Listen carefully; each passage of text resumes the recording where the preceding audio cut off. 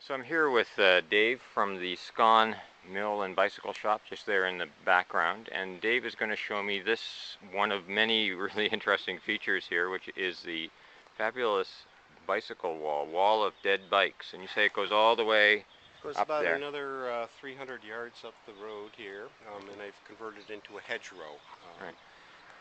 for Wow. animal habitat, grapevines and raspberry bushes and everything else Wow. growing on it. So how many bikes do you think are in here?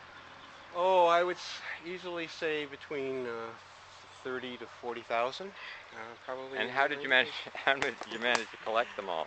Basically, all the locals tend to bring them here rather than the landfill, so we're Right. freeing up space in the landfill, and it's also serving as a fence to keep the neighbors' cattle out, so we're saving on the environment a little bit by not producing the steel required for Right. a fence, and we do have people who actually recycle and use some of the parts off of the That's fence great. as well. Now, speaking of recycling and energy and stuff, the mill here has actually got a functioning water wheel, right, that That's generates correct. electricity, That's right? correct, right. It produces 70 kilowatt maximum, which is enough to power between 50 to 60 houses. Wow. And you sell that back to Hydro Ontario. One, Yeah. right. And you were saying earlier, not for the price you'd like, Exactly. but It's a little bit of a problem because my neighbor on the river, also using the same, producing the same green energy, is getting 11.08 cents per kilowatt hour, and last month I was getting 1.97 cents per kilowatt hour. and you're buying back at about 5 times that, right? That's right. That's correct. Right, so. And you, as a consumer, are paying 5.7 cents per kilowatt hour. Right. So, And you are too when you buy it back. Exactly. Yeah, right. Exactly. So.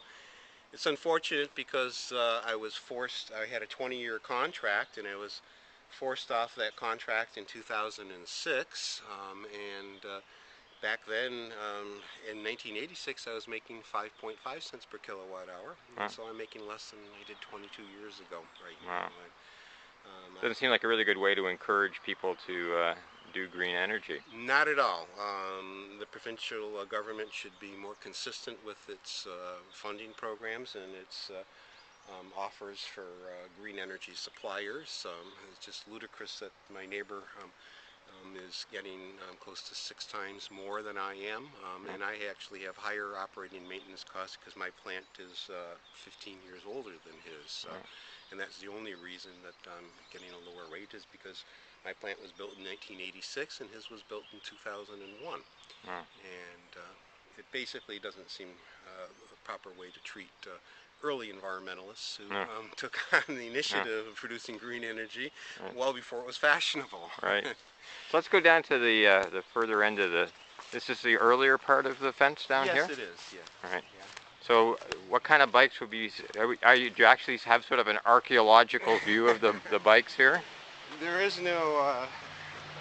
I don't think there is any historic sequence to it. It just has built up over time, but you can see how the vines are starting to take over Oh, wow. this section here, and basically will have that same effect throughout the whole bike fence.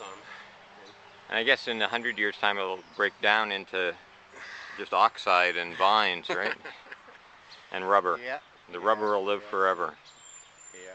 Well, basically, we'll probably have to start sorting a bit more in the future, but right now it's serving a purpose. It does, again, prevent the landfills from becoming overly full with unwanted bikes, and also it stops it helps with the production of steel. We don't have to produce as much steel, and we're recycling. So what brought you out here originally, Dave? I basically had some property in the Markdale area, and I came across this listing, and I saw the hydroelectric plant, and I basically just decided that's something I wanted to get involved with, and so I sold my other properties and purchased this one in 1989. Good. And so you and your partner make a go of the gallery and the bike shop? Yes, we have an art gallery, bike shop, we have garden center, and I sell perennials and trees, and hydroelectric power on the site itself, basically. Good man, thanks. Okay, no problem. So Dave, you're just telling me that this here is the second oldest hydroelectric facility in Ontario. Is that That's right? correct, right. Right. Niagara Falls is number one. This was producing electricity in 1890, and it was sending electricity to Chesley, about 2 kilometers up the road, Right. and it was powering a munitions plant during World War I Right. at that point. And then it went into grist mill, and then back into electrical production in 1986. Another interesting dimension to the property is that there's an endangered species right underneath the bridge here. It's called the Hungerford's crawling water beetle, and there's only 7 locations in the world where this beetle is located. One right here in Scone, the other 6 are in Michigan.